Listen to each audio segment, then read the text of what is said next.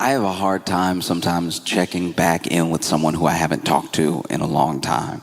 There are some people you can pick up where you left off perfectly. Like perfectly. Like even when you call them, you're like, as I was saying. It's been 4 years, but you remember where you left off. And then there's other people where it's like you got to find your footing again. You know? And it's really difficult, at least in the way that we've structured things right now, for men to have very close, intimate friendships with other men. And it's tough because people talk about this epidemic of male loneliness. I'd like to get to the bottom of why men are lonely, because there are men everywhere.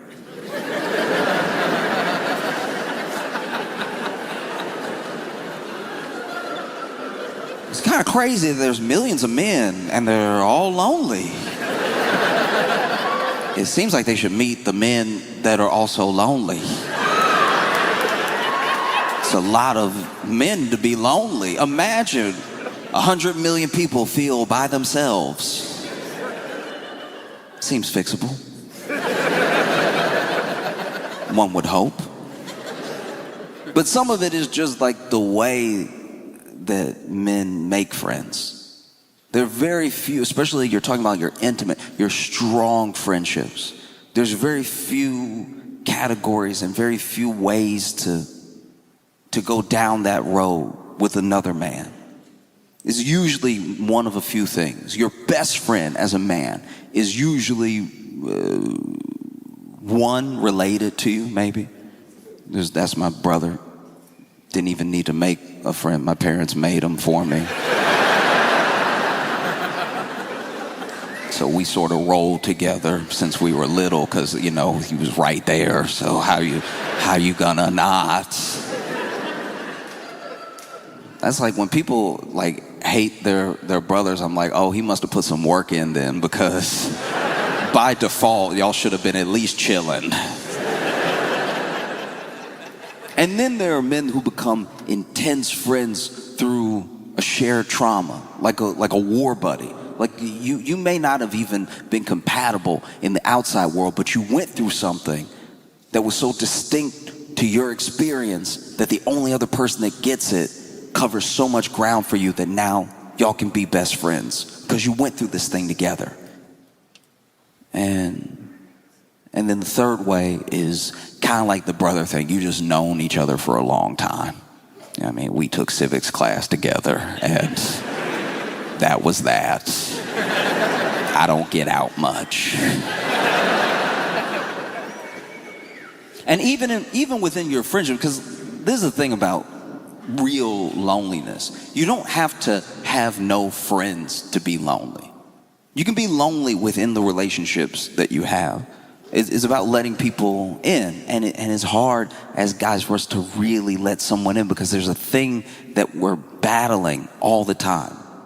Some of it's social, some of it's like learned, it's conditioned, and then some of it is not knowing how to express the stuff that's inside. So you're in a really tense place as a guy sometimes, and any little thing can knock you off of a good track you have with a friend. Like a hug.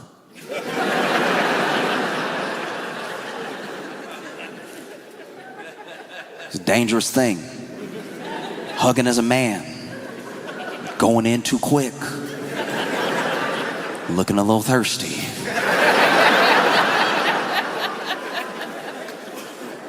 We gotta be really specific about our hugs as men, you know? It's on the top of mind, even if you don't think it is. It's surface level, but it's top of mind. You get a weird hug from a friend, it could change your whole relationship. You know? And most of it is like learned over time. As a baseline, you're good to go, right? Especially if you go in for that one palm first, boom, right here, bring it in, very manly. You know, bow, bow, you know, you bang shoulders together. Whoever shoulder breaks first loses. That's my boy. Bow, bow, right? You want to make it extra painful, you go in with the other hand. Bow, bow, bow. I remember one time I went in, hugged my buddy, hands out, bow. Good loud clap too, real manly stuff. People that we didn't know heard that pop from across the room. Pow! Went in for the hug, boom!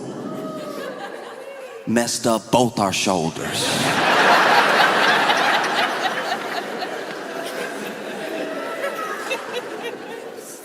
And if I'm being honest, it all went awry at the end because I don't know where his mind was at. But, he went to, close it off, last hand on the back. But for some reason, it was a little low, like.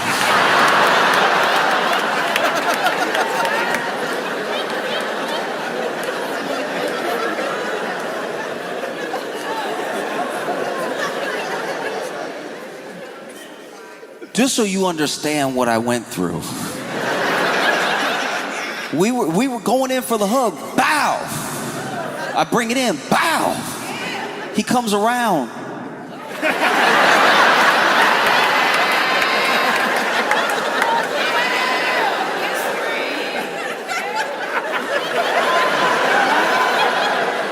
Mid-hug, I'm like, sir.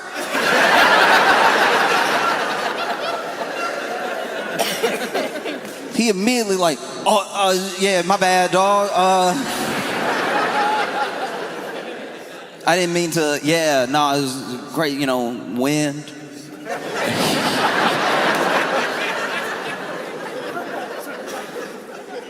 And depend on who you are and who it happens with could knock the whole friendship out of whack forever. That's how delicate it is.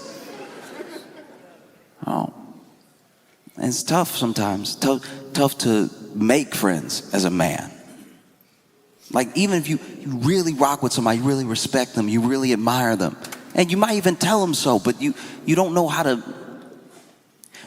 cross over that next level to really be a friend. And because it's not often communicated, a lot of men don't know they have friends. You have people that you're cool with. But then, if somebody asks them and somebody asks you, you're both like, yeah, I guess we're friends. I mean, yeah, he cool. Like, what'd he say about me? Like, he cool. Like, I mean, like, I like Buddy. Like, he cool and everything. And I'm sure he think I'm cool. But, like, I think we're friends. But it's also cool if we not. Like, if we're not friends at all. Like, I don't care. We could be enemies for all I care. Like, let's get it.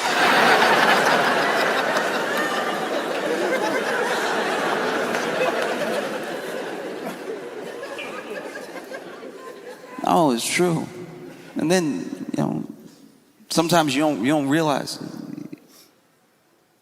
how hard it is to make friends until you look around and you're like, oh, I don't feel like I have many. It's a thing that can happen subtly. It's not something that comes all at once. You look around and you're like, oh, who would I really call if I was in trouble? Maybe just a few people, maybe genuinely. There's no one you feel comfortable making that call to, And so you want to make friends, but it's tough to go out there and try to make friends as a man sometimes. And it doesn't have to be, but just think about it. Like, dudes always act like they don't know what they mean when a woman is like freaked out by a guy coming on too strong, but let a man just try to be your friend.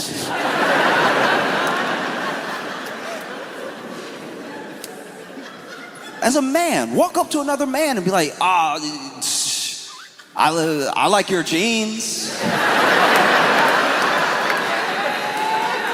See how it goes. I'm sure it'll be fantastic. You know what I mean? But that's my thing. That's my thing, is that we're in a place now where, for the most part, it doesn't have to be this hard. We have online friendships. We have friendships that we can make in person. There's no reason for people to feel lonely. And women try to help. They do. You ever had your girlfriend try to make you some friends? It's one of the most demoralizing.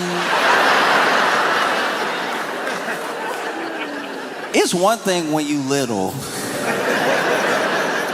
When you're like a little kid and you're weird. Like I was weird and I was a little kid and my mom was like, let me get him some help. Let me find some other weirdos. They can be weird together. It becomes very different when you're like 30. And someone who has made the choice to love you slowly starts trying to set you up with just any other man so you have someone to talk to besides her.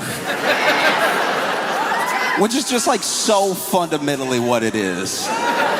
Like it's just sadly a woman who's like, I can't hear everything. Some of this gotta be for the locker room, please. Men are out here so lonely. We got women trying to set us up for locker room talk just so it won't be talked to them for like an hour. And getting set up on like a boyfriend play date is one of the saddest experiences because as men, you both know why you there. You both sitting here now knowing why you here. And both y'all acting too good for each other. Like, both y'all sit here like, yeah, you know, the game was crazy last week. I got friends, just so you know. Like, I don't even know why she doing this. Like, yeah, I got people to talk to. And then buddy over here is like, yeah, you know, sports. Yes, the team is doing well, but not as well as we would like. We hope that they will do better, but they have won some games. We hope they win more. Sports.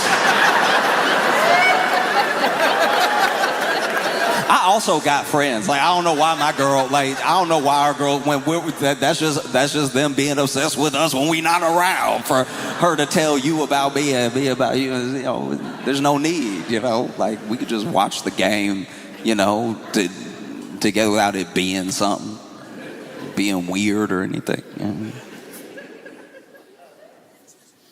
Do you want to watch the game though? Because, I think it'd be a good one if you want to. Yeah, no, I'd love to watch the game. I'd love to.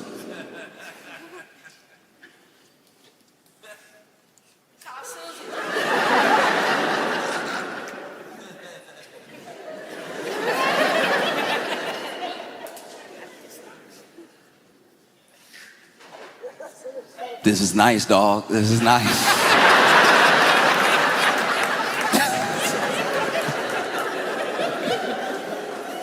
Oh, because it doesn't have to be this way. Your friendships are incredibly important, and I think seeking them out is a very important business to make in life. Seeking out good friendships, seeking out people that make you a better person. It will make you richer than anything you could have ever imagined because friends take care of you. There are times where you don't know what's going to happen to you, and there are people who you didn't need to call, you didn't need to ask, they just show up because they care about you. Those things are incredibly important, and a lot of men feel like they're missing in their lives, and is once again wild because there are a lot of men. I feel like we could get to the bottom of it pretty quickly. Just looking around, you know? Because a lot of what makes that loneliness is a cycle. It's a hamster wheel of somewhat our own making. You know, you're on this thing because you don't feel loved and you don't feel lovable. And when you don't feel loved and you don't feel lovable, you usually don't behave in a way that makes you more lovable to people. You usually don't open up. And so you're acting in a way that becomes more antisocial. It pushes more people away. So the people that you would have got just by happenstance, they get pushed away. And then there are actively people in your life that you try to be close to. You push them away as well. And then by the fact that you push so many people away, it reconfirms to you the thing that you told yourself about yourself. And so you just stay on that wheel. And it is simple to get off. It's not easy, but it's simple. You just step off of the wheel and you walk up to a guy that you respect and you say, I like your jeans. Like, it's cool. They're really cool. Like, you're like cool. And one of the reasons that is simple but not easy, one of the reasons it's scary to do is because there seems to be such a lack of accepting that thing, of accepting that love, of accepting someone wanting to be there for you, take care of you and everything. It's very hard to get in. And look, once you're there, you're there. Once you're there, you know, I know a lot of loyal men, and you'll have a friend for life, but there's some walls, you know. Like, one thing that I've seen is a rabbit hole that I've fallen down that I enjoy very much is this trend of men calling to wish their friends good night.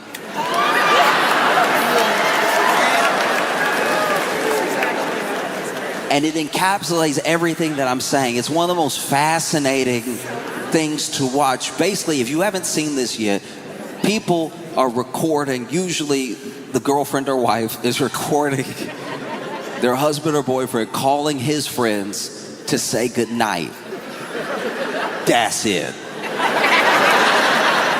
That's literally it, and it's one of the most fascinating things you can watch, because there are as many reactions as there are like faces on a diamond. Like, you cannot predict what's going to happen, and you will be surprised every single time, because it'll call, and one of those calls, they answer, "Hey, what's up?" "Nothing. What's up with you, man?"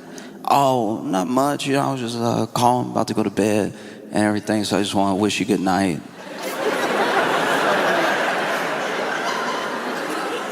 The first one I watched, I just want to call and wish you a good night, you know, just have a good night. And the guy was like,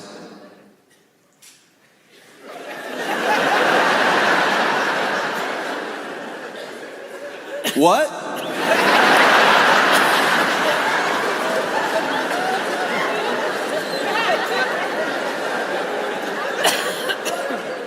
No, I was just saying, call and wish you good night. Like, you know, hope you have a good night too. Sleep tight, drink sweet dreams and everything. What?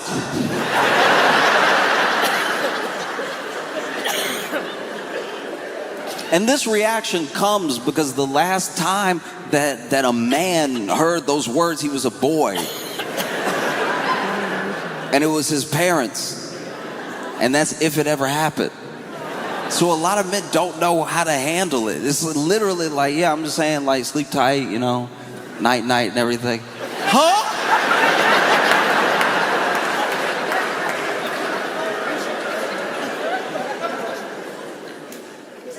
Not even kidding. In the call, what are you doing? Nothing. I'm just about to nod off and everything. So I was saying, you know, have a good night. You know, I'll see you when I see you. Like,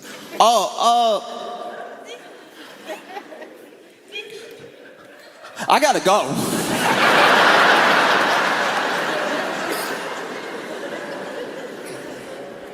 Oh, another one of my favorites.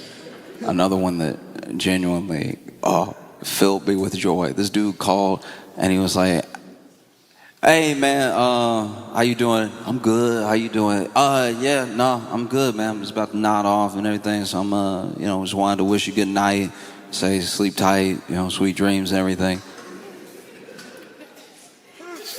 dude on the phone went, what? Night. What you mean good night? You would not believe how many men said, what do you mean good night? What do you mean good night? He's like, oh yeah, no, I'm just about to go to bed, you know, sweet dreams and everything. And he's like, yo, you good? Are you good? Dog, for real, are you good? And for the rest of the phone call, he could not convince his friend he wasn't kidnapped.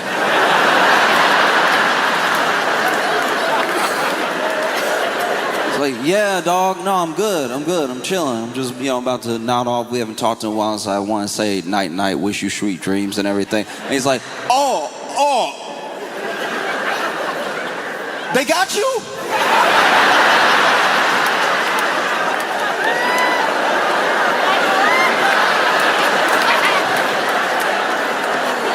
Ooh, okay, let me know where you at. Where you at? No, I'm at home. I'm just saying, like, sweet dreams and everything. Like, I hope you sleep well, like, sleep tight and everything. Like, I won't let you die, dog. Where you at? No, I'm right now. Just send me the address. Like, put in code or something. Like,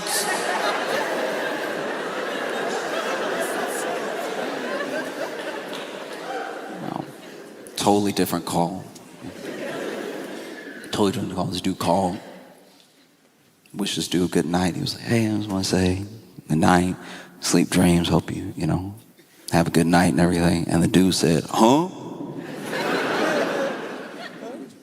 Yeah, just good night. Hope you have a good night. Yo, what you mean good night? Like, I'm just saying good, like, have a good night, like sleep well. He's like, yeah, whoa, why you calling me telling me that? Like,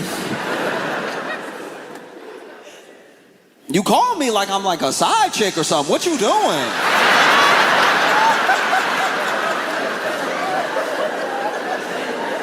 I was like, no, dog, I just wanted to wish you, a good night. Hope you sleep well, sleep tight and everything. Hey, I really feel like you're being disrespectful right now.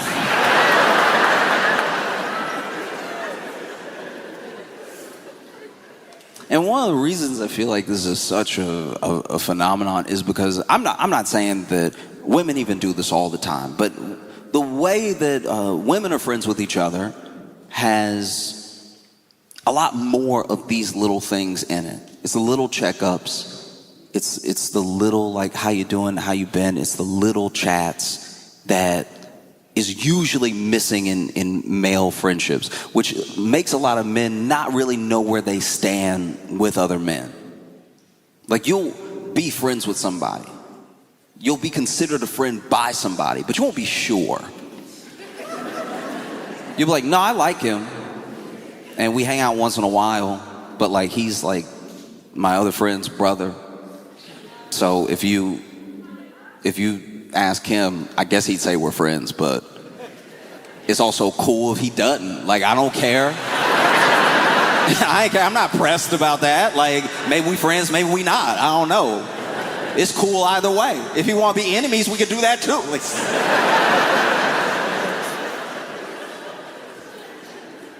Because that's the thing. Is just how we show love is very specific.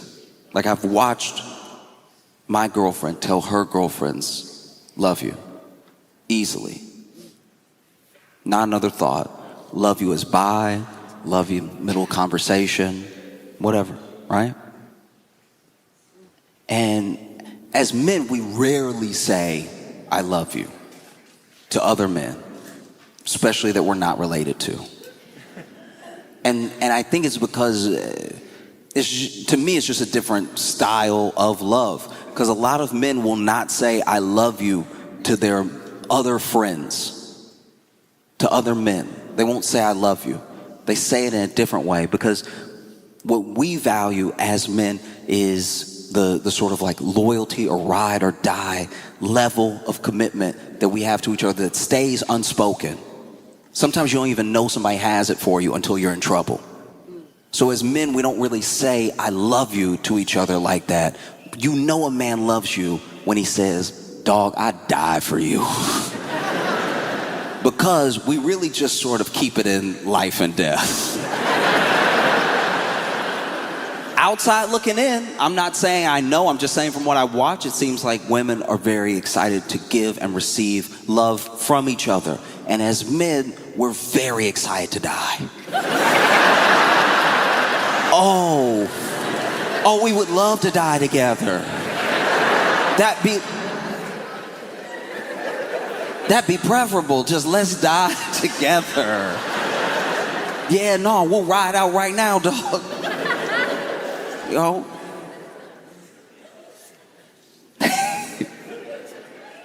And that's what I saw in that phone call when that dude called his friend. That dude loved him, convinced he was kidnapped. I was like, where you at? Let me know right now. Because so much of it is like about being hard, I suppose. Like as a man, you want to be not just respect, you want to be admired, you want to be hard, and it seems like being hard is the way to get those two things. It was this dude called his buddy, said sweet dreams. He's like, what you mean sweet dreams? What you mean sweet dreams? No, I'm just saying sweet dreams. No, what you mean sweet dreams? I don't have sweet dreams. All right, it's nightmares every day around here. Nobody worried about some sweet dream. What you dreaming about? Shoot, I dream about work. Maybe my favorite one, we're talking like top. One of my favorite ones is this dude calls. Hey, what's up, dog? Oh, I'm good. What's up with you? Nothing. I just wanted to call, say good night, sleep tight. Don't let the bed bugs bite you. Just wanted to wish you a good night, man. He was like, how you know I got bed bugs, dog? Like, I didn't tell anybody about that. What's wrong with you? Why you...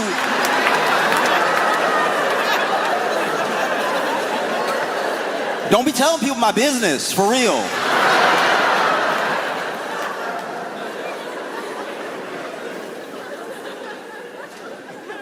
We're talking like top 2-3 videos of the trend. It was this one dude calls his buddy up, and he's already giggling because he knows how his friend's gonna react. Because that's the thing, is that it's so funny how weird people react, because you can tell from the way they pick up the phone that their friend, that they're close. Who they chose to call for a reason. And half of them, when they pick up, they're being silly anyway, Hey, what's up?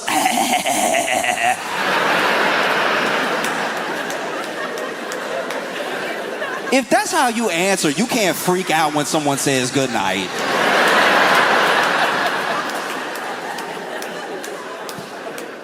Male friendships are so important because at least for the guys that I know, they're some of the only friendships that tether you. They tether you to a way of seeing the world that is unconditional of other things. I'm not saying that when you have female friends or when you're alone, you can't get to the same place you can get with male friends. I just think it's very different. It's very different. Like if you went to one of your female friends after a breakup and you're telling her what happened, maybe she'll see your perspective, but she probably wasn't going to do the same thing as you were going to do. Whereas if you go to a guy after a breakup and you tell him what happened, one of two things is either going to happen. He's either going to see completely your perspective, maybe he'll pump you up, maybe he'll tell you you were wrong, but he's going to see it exactly the way that you see it.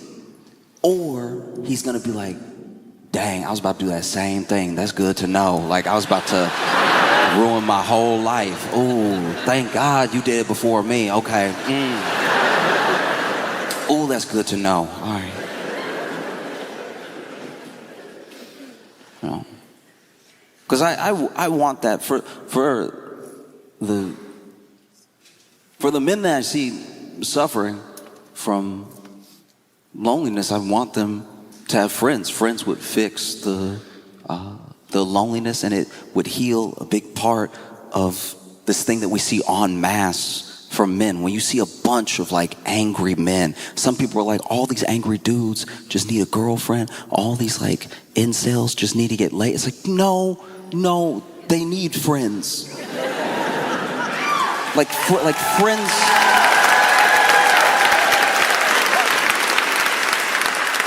Friends would fix things way more than I think we realize, because sometimes those dudes get a girlfriend. I know it doesn't seem likely, but it's true. No, fundamentally, I'm being serious, it's true. Sometimes the most like weird, nasty posting incel will actually get a girlfriend. And it doesn't necessarily heal everything, because now in their mind they're like, okay, this woman likes me. This woman doesn't think that I'm ugly. But all of these preconceived notions they have about women still remain.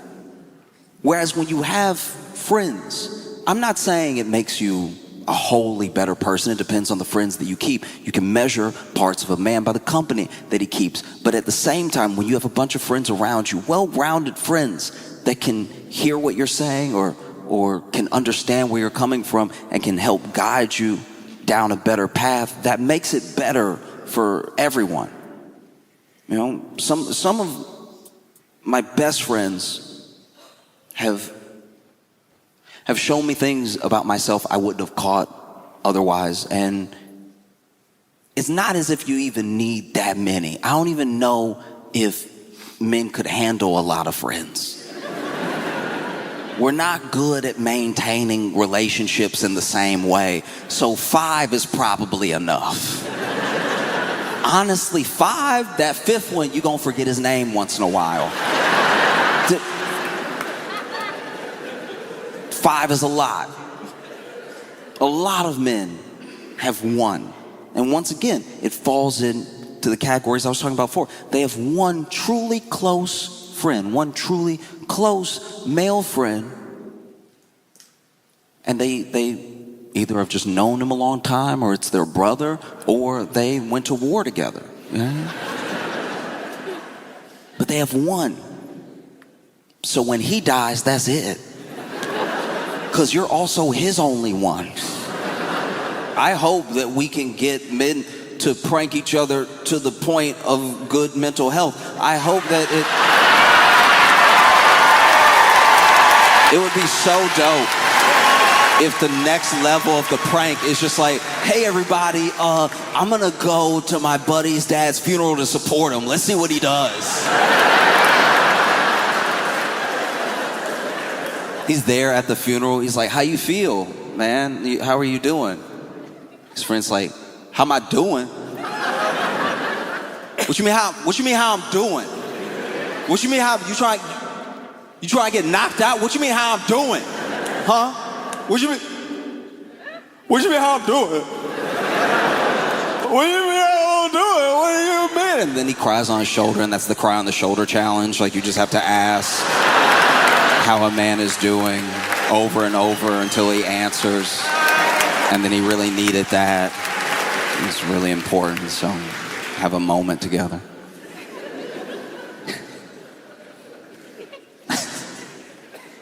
Just see dudes like, next trend, just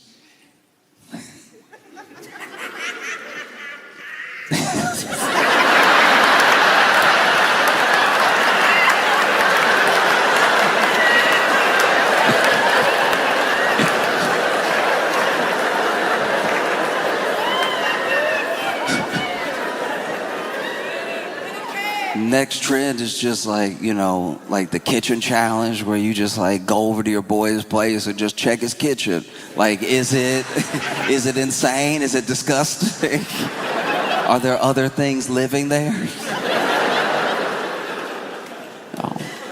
I'd love to see, and we as a society will hopefully be around much longer. One day TikTok's gonna be pretty old. I wanna see a TikTok challenge where it's just dudes calling each other out of nowhere, being like, hey, make sure you get your prostate checked, all right? We all 50 and up right now, like, no, look, I'm gonna call him, tell him to check his prostate, see how he react, right? It's like, all right, yeah, because we both 55, so it's like that time, you gotta keep up with your health and everything. He freaking out. He's like, why you worried about my prostate, dog?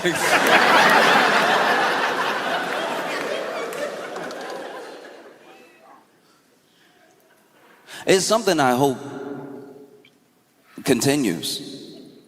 Because I think it's nice. Out of all of the TikTok trends and the YouTube pranks, this is one that I think is genuinely good.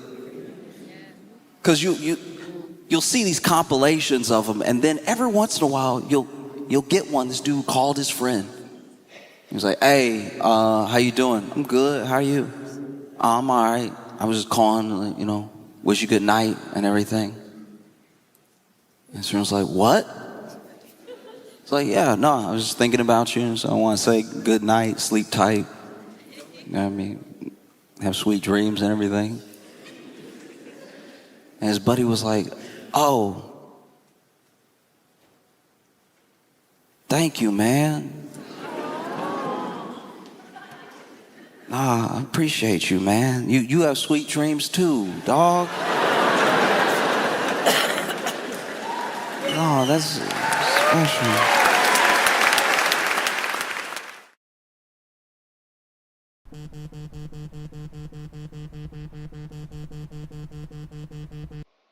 Hey, brother, I was just calling to say goodnight and hope you sleep well, have sweet dreams and everything.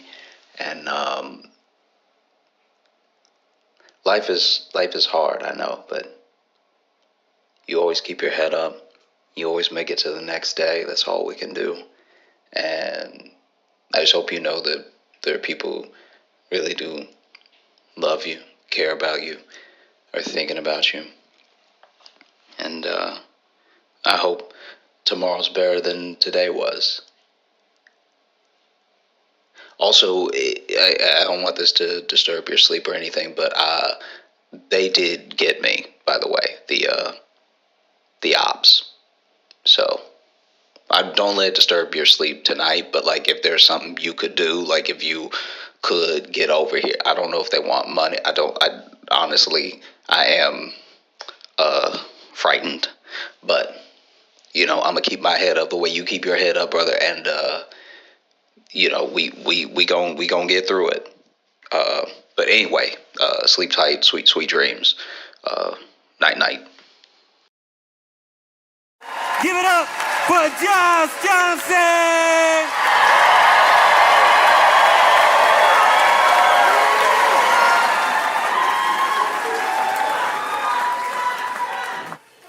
I think that debate is incredibly important. It means a lot if you can take the time to distill all your thoughts, put them up against the thoughts of someone that you don't agree with, and at least come to some common ground, find some basis in reality of at least why the two of you believe what you believe, right? My worry, though, is that every day debate is getting dumber. Like in a way that's not even savable now. I mean, it's one thing for us to disagree about something and then try to talk the thing out as best as possible. But what's happening now is insane. Especially online. I am watching so many people argue if 100 men can beat one gorilla.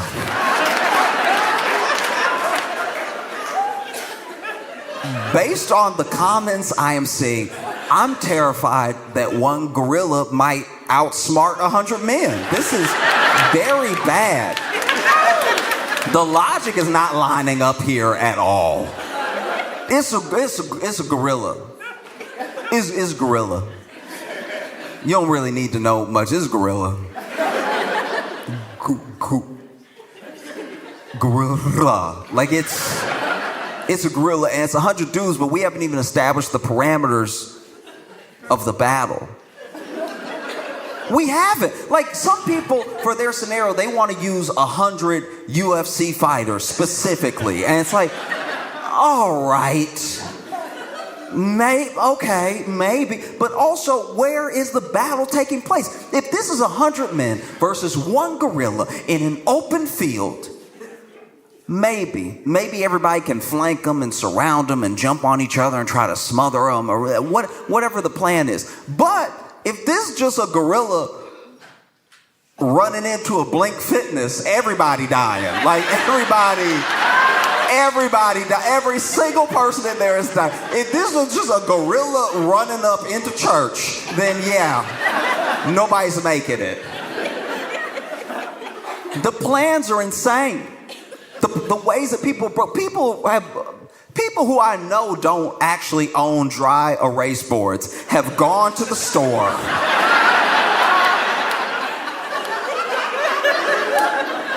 bought a dry erase board specifically for this purpose, brought it home and then put it in front of their phone like they just had that in the garage or something, breaking out the marker, going through the whole thing. And this is what gets me, right? Is that no matter who you talk to, anyone that really believes that these 100 men are gonna beat this one gorilla, no matter who you talk to, everybody is like, all right, look, some of y'all will die. It's like, that's why it's not gonna work. You didn't say us.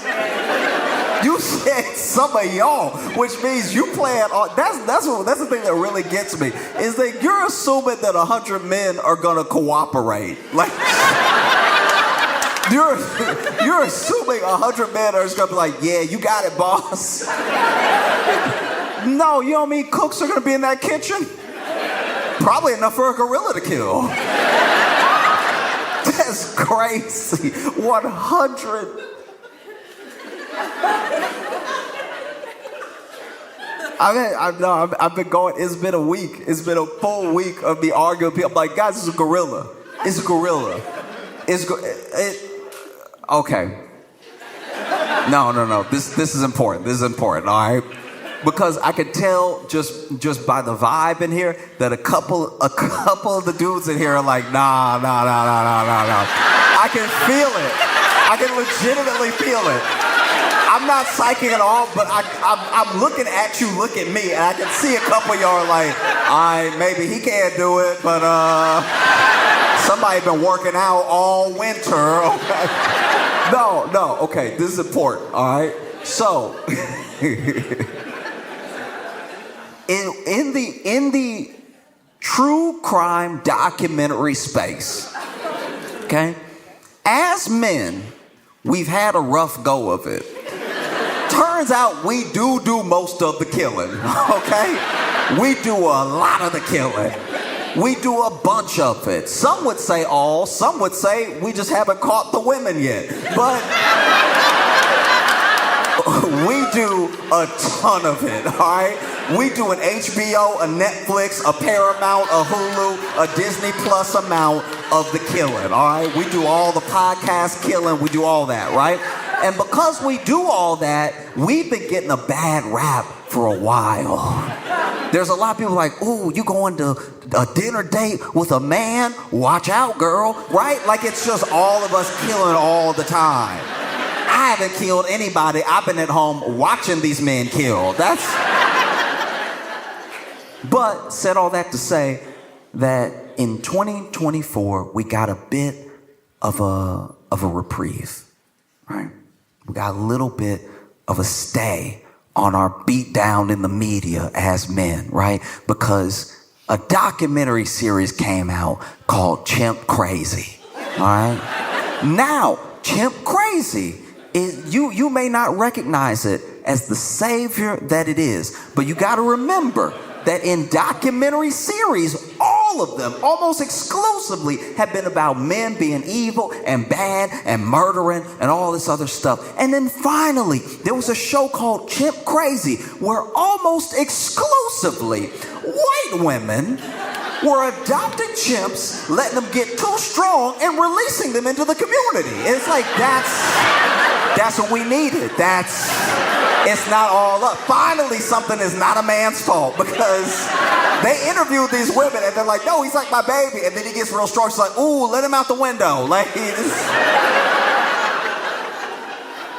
if you have not watched it, it is a phenomenal series. It is genuinely terrifying and insane, and it is both brilliantly done and horrible to watch, but also captivating. You can't look away. It is truly insane. And I know that there should probably be a name. There should probably be a name for what this thing is that these ladies have, because basically in the US we like having exotic animals, and one of the exotic animals that people really love having is chimps, right? And so these people will get chimps on the black market, and when you get a chimp very, very young, it does act almost exactly like a human baby. Now, what's so crazy about this situation is that some of the women in these chimp crazy scenarios, they do have kids. They have kids. The kid will even be like, oh yeah, I went to college and came back and she didn't notice. She loved that chimp. That chimp is her favorite. Yeah, I don't even know what to do. Right? So some of these women do have kids, some of them don't, right? But they treat the chimp like a child, because when they get it, it genuinely needs them the way that a baby would need a mother. They even have to hold the bottle for the milk, and they have to cradle it just like a baby and everything. And it's very sweet, it's very cute, and the chimp does get attached to them, like deeply attached, like a baby would, right? And the first 2 years of owning a chimp, you shouldn't do it, don't do it. The first 2 years of owning a chimp is exactly like having a baby. You know, they're not really talking, they're learning to walk, they're doing all the stuff like on this sort of timetable that's almost close to like a human baby, right? And then at three, the chimp does get stronger than a baby, but still acting like a baby. You can still train it and tell it what to do and get it to stop doing stuff and everything, because the chimp is like, it's taking in all of the stimulus around it, and if you raise it like a kid, it'll start acting like a kid. At five is where you run into trouble, because at 5 is the first time the chimp looks around and goes, I'm the strongest one in here. I don't think I'm going to bed. All right? So, said all that to say that one example is in the show, Chimp Crazy. This woman is, okay, so she has her chimp, right? And the chimp, they've been trying as a community, as a city, they've been telling her, you gotta get rid of this chimp. She's like, no, it's my baby, no, I can't do that, no, right? Never mind the chimp. She would take the chimp in the truck with her to go places, so she'd take it to go get ice cream or whatever. And there was one time she took it to go get ice cream, and it just got out of the truck and nobody could get it back in, and it stopped traffic because it was like, I like where I'm standing right now, and I bet you won't move me, right? And so then the city told her, look, if anything like this ever happens again, we have to come get the chimp. You can't just have the chimp stop in traffic and stuff. She's like, okay, right? Then one day, the chimp's got to be like, oh, it's over 5 now. And it's just wilding out, because it's like, you know what? I should be in the trees. I should be in the trees, and wood paneling isn't going to cut it. So it's flying throughout the home, right? And she freaking out. So then, as much as these women are like, this is my baby, this is my child, whatever, when you listen to the 911 call, almost every time, they're like, shoot it. Almost exclusively. Every single time, right? And so basically, then she's over here, she is either making so much noise or calls her neighbor that her neighbor comes over to help her, right? Now, this neighbor doesn't love the chimp like she loves the chimp. So the neighbor is like, we have a wild animal in here that will kill us on purpose or by accident. I have no idea, right? And she's already calling. She's calling the 911, and she's like, shut it, right? And then her neighbor, in order to try to subdue the chimp, attacks the chimp from behind, right? And then the chimp turns around, and I don't know if it was on purpose or by accident, but that chimp slapped her face off. And that's not even a gorilla. So you have no chance against a gorilla. In what world do you have the nerve to think you could last again? And then you see the dudes in here. No, okay, we gonna send them in waves, right?